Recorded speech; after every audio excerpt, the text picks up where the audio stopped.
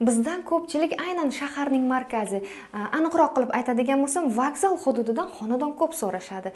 Uning ustiga bu xonadonimiz 2-qavatda joylashgan. Bunaqa qavatdagi uylarni xaridori ko'p bo'ladi. Demak, vokzal hududidamiz. Novostroykamiz 8 qavatli Novostroykamizning 2-qavatida sotuvga tushgan kompaktli xonadonimizni e'tiboringizga havola etamiz.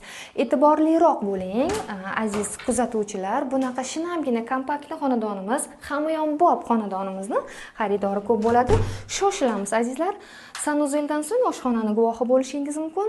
Bu oshxonada ham deyarli hamma narsa mavjud. Deyarli emas, to'liq hamma narsa mavjud. Shundoq kirib, mazza qilib yashash imkoniyatini bergan xonadon egalariga har doimgidek albatta o'z minnatdorchiligimizni izhor etib o'tamiz. Bu yerda esa yotoqxona, hatto yotoqxonamizni salafonlarigacha olinmagan. Bu degani yangi xonadon degani.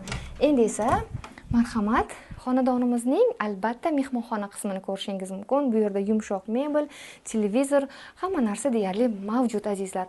Bu shinamlikka, bu go'zallikka xonadon egalari, demak, xonadonimiz 2 xonali 45 ming. Nima deyapman? Uzmang. 1 2 3. Xonadonimiz 45 kvadrat metrni o'z ichiga olgan 2 xonali 2-qavatda joylashgan xonadonimizga xonadon egalari 55 ming AQSh dollari so'rashmoqda. Albatta savdosi bor azizlar. Shoshilamiz, bunaqa kompaktli xonadonni xaridorlari juda ham ko'p bo'ladi. Ko'rsatilgan raqamlarga so'rashni aloqaga chiqing, savdolashib, albatta kelishilgan narxda sizga xonadonni olib berishga harakat qilamiz.